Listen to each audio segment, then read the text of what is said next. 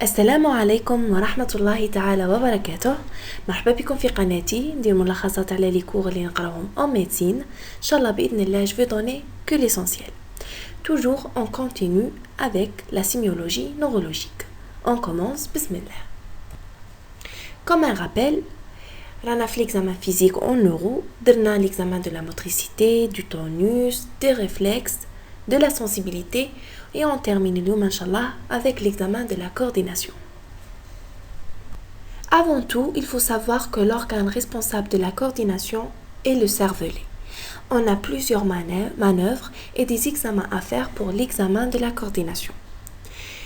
عندنا la manœuvre talon-genou, doigt-nez, l'examen de la marche, de la station debout, le test des index, la position accroupie et la manœuvre de Stewart-Holmes, c'est pour détecter chez un patient un syndrome cérébelleux.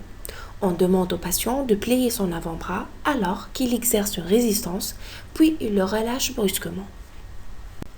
On commence par les deux manœuvres doigt-nez et talon-genou. La manœuvre doigt-nez, quand vous voyez l'image, on demande au patient de toucher le doigt de l'examinateur puis son nez. Les yeux ouverts puis les yeux fermés, puis les deux doigts des deux mains en même temps. On peut noter des tremblements, une dysmétrie, une hypermétrie, ça veut dire il dépasse le but, et une désynchronisation. Ça veut dire que quand il fait cette manœuvre avec les deux doigts des deux mains simultanément, on peut noter qu'un doigt peut toucher le nez avant l'autre. La manœuvre talon-genou, quand vous voyez l'image, on demande au patient de toucher par le talon du pied droit ou gauche l'autre pied, puis on remonte jusqu'au genou. Mais il faut que le patient ne présente pas un déficit moteur pour qu'il atteigne le genou. Dans l'examen de la station debout, par exemple, dans le syndrome cérébelleux, une fois le patient se met debout, il élargit le polygone de sustentation. Et s'il joint les pieds, on note une danse des tendons. C'est la contraction anormale des muscles des pieds et de la cheville. Tibial antérieur, le long extenseur des orteils et le long extenseur de l'hallux. Il faut rester toujours près du patient en cas d'éventuelle chute. Pour le test des index, les pieds joints, il faut rester toujours auprès du patient.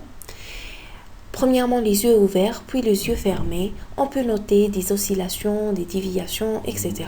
On va bien, Inch'Allah, détailler les anomalies quand on fera les syndromes. Pour l'examen de la marche, on peut noter plusieurs anomalies de la marche. Et en cas d'un syndrome cérébelleux, on trouve une marche en élargissant le polygone de sustentation. Pour la position accroupie, normalement, quand on est en position accroupie, on a le décollement des talons. Mais qui est atteint du syndrome cérébelleux, on note pas ce décollement.